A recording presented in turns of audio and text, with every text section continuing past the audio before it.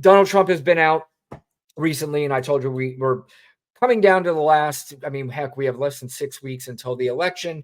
And what we're hoping at this point is that every Donald Trump clip I play after the election is going to be either him whining about him losing. It's going to, for a brief time, be clips of him convincing his flying monkeys that they need to go out and fight for him because he was cheated out of election that he wasn't cheated out of. And finally, the clips of him doing his goofy press conferences after every single court hearing that he's going to have to be in while he is running around at court case to court case. Now, he actually may even be in jail because there is a sentencing coming after the election. And in that sentencing, after he loses this election and he continues to run his mouth about losing the election unfairly, I think you may have a judge is like, yeah, I think I'm done with this guy too. Throw his ass in jail because he was convicted of a crime in New York. And you talk about a two-tier justice system. The fact that this guy's just walking still around the streets, even though he was convicted, not only is he walking around the streets, he's able to run for the highest office in the world. And it really makes no sense. But speaking of making no sense, this is Donald Trump talking about the current or the recent rate cuts that happened, which, again, if you listen to Donald Trump, you're going to find out this is a guy who just doesn't understand how things work. There is a reason for the interest rate cut from the Fed. Big part of that reason is that our economy is doing really, really badly. So, yeah, that's not the reason why the Federal Reserve cut the rates. The reason why the Federal Reserve cut the rates is because the economy is doing very, very well. Now, normally, the reason why you cut rates, or one of the reasons why you would cut rates, is because the economy is doing badly. And that's why they did it initially back when Donald Trump was president. When COVID hit, the economy was doing terribly. And in order to stimulate the economy, the Federal Reserve cut the interest rates down to zero. And that's why you saw home prices, I'm sorry, not home, well, you saw interest rates go down to record lows. That wasn't because of something Donald Trump conjured up and he's so smart and got our interest rates down. The Federal Reserve cut the rates because the economy was doing badly.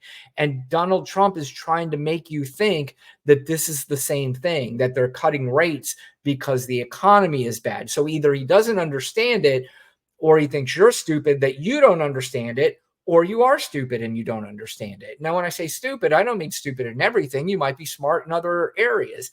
But in that particular instance, if you think that the interest rates were cut because the economy is doing badly, then you are economically stupid. And that's okay. I'm stupid in some areas, and I'm willing to admit that. So I hope you're willing to admit the same. But speaking of stupid, he is in the same press conference. And this is another thing that he is convinced a certain amount of people in this country that is bad, and that is that we're giving money to Ukraine to help fight the war against Vladimir Putin and Russia. Now, growing up, and even way before I was born, I had people who can attest to this, my dad and his dad and everybody else that was born before me. Russia was not our pal. Russia was not a country that we ever bowed down to, that we defended in any way. Russia has, for the most part, and for all intents and purposes, has been our enemy. Now, there have been times in our country's history where there has been less strife than others with Russia. But right now, our relationship with Russia is not great. And there are a lot of old school, and actually, there are a lot of Republicans in office right now who understand how important it is that Vladimir Putin does not win this war against Ukraine. That is not good for America. But Donald Trump, who sucks up to Vladimir Putin and Kim Jong-un and other authoritarian leaders, is complaining about the money that the United States is giving Ukraine, but he starts off talking about Ukraine and somehow ends up with Elon Musk. I mean, who listens to this guy and goes, yeah, I got to vote for him. This sounds really smart. The war in Ukraine, oh, what a problem, what a horrible. This is a war that would have never happened. October 7th in Israel would have never happened. But I will end the chaos in the Middle East quickly. And I'm the only one that's going to do this. We have never been so close to World War III as we are right now. We are so close. Not true. I will be sure that World War III will not happen. I'm the only one can say it won't happen. But you're very close, and that'll be a war like no other, because I always say it's not going to be two tanks, which, by the way, our country wants to convert to electric. I'm not going to. Okay, here we go. Here's where he makes some sort of bizarre... Would have never happened. Oh, shoot. But you're very close, and that'll be a war like no other, because I always say it's not going to be two tanks, which, by the way, our country wants to convert to electric. I'm not going to let that happen. They want electric tanks. They don't work well. The battery size is so big, you're going to have to pull a trailer behind the tank. No, can you believe this? They want electric tanks. They don't care. They want to have a nice, free, beautiful for the environment as we blast our way through countries. These people are crazy. They're crazy. You know, they want electric trucks, even though a diesel-fueled truck can go from New York to Los Angeles with plenty of fuel left over. I am willing to bet anybody who owns a diesel truck. I'll bet anything you want. Anything. It doesn't even matter. Maybe just for bragging rights, for $1 billion. I don't have $1 billion, but I won't need it. I will bet you $1 billion, $100, whatever it is you want to bet, that nobody with a diesel truck can drive from New York to Los Angeles and have plenty of gas left over. How does anybody listen to this idiot, this clown? And they're in the background cheering. Maybe I shouldn't pause. Electric truck, which weighs 2.5 times as much because the battery is so heavy, which takes about half of the payload, in addition to the battery itself, takes half of the payload. It has to stop approximately 6 to 7 times. In the Midwest, you just saw Biden. They built battery chargers, 8 of them. They spent $9 billion on 8 chargers. It's not going to work. And I'm all for electric. And I like Elon Musk. Elon gave me a tremendous endorsement, a very heartfelt endorsement. He feels that if I'm not elected, this country is... Yeah, okay. So we went from the war in Ukraine to electric batteries to Elon Musk. This guy rambles on. He has zero. Again, this is one of these things. He has no plan for the American people. Literally none. He doesn't talk about his plans. In fact, he was just recently on some news show, and he was asked about contraception and what was his plan and what was his thought on it. This is his typical ridiculous answer that he gives every time, and nobody holds him accountable for it. Related to this is the whole issue of contraceptives. Do you support any restrictions on a person's right to contraception? Well, we're looking at that, and I'm going to have a policy on that very shortly. And I think it's something that you'll find interesting. And it's another issue that's very interesting. But you will find it, I think, very smart. I think it's a smart decision. But we'll be releasing it very soon. The guy who related to this, the guy who sells Bibles, sneakers, watches, NFT cards. This is the guy who continues to say, I have a plan that's coming out. It'll be out in 2 weeks. You'll see it. You're going to love it. It's going to be very interesting. He has absolutely no idea what I'm willing to bet. he probably doesn't even know what contraceptives are. I bet you he doesn't even understand what that word was. And he's trying to answer a question. He's like, you're going to see the plan. It's coming out and it's very interesting. I think you're going to love it. You're going to think it's very awesome. And you're going to think it's great. What? Again, this is I've said this before, and I'm going to play a clip here in a minute because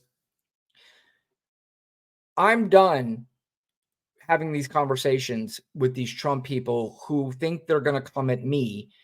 And I'm talking about just me personally because I have these conversations with people. So I'm not trying to make this about me, but I'm just talking about me personally because I have these conversations with people that Kamala Harris doesn't even understand what she's talking about, or Kamala Harris doesn't do interviews, or Kamala Harris doesn't tell us what her policies are. Well, I just played a bunch of clips that she does lay out what her policies are. And when she does do it, she does it in a coherent manner that whether you like them or not, you at least understand them. But I'm not having these conversations with these Trump people anymore where they think they're going to ask me these questions when that's the guy that you're voting for who answers nothing. And even when he does answer them, they're so incoherent that how are you voting for him? What is it that he's saying that you're saying, yeah, I understand. I completely am taking in what Donald Trump is saying. Everything he says makes sense. He is going to come out with this plan about contraceptives and it's going to be great. Well, what is it? I don't know, but he says it's going to be awesome. But Kamala Harris isn't answering questions. But I want to play this clip because Nancy Pelosi was on with Jake Tapper the other day. And I don't know what's happening with Jake Tapper. It's not Jake Tapper's job to be a conduit to the Democratic Party.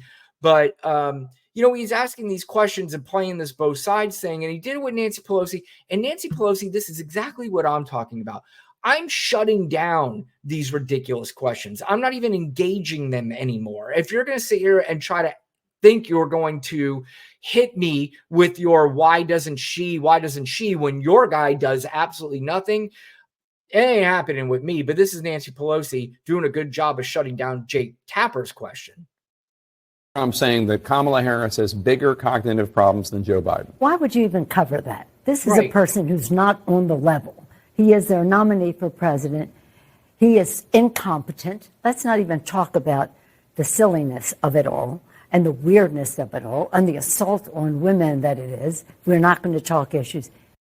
That's exactly how everybody, if you're in a conversation with a Trump supporter, unless they say something coherent or they ask you a question that is relevant, then that's how you should engage with every single one. Why would you even ask me that question? We're dealing with a guy who's running for president, who is a felon. He was convicted for sexual assault.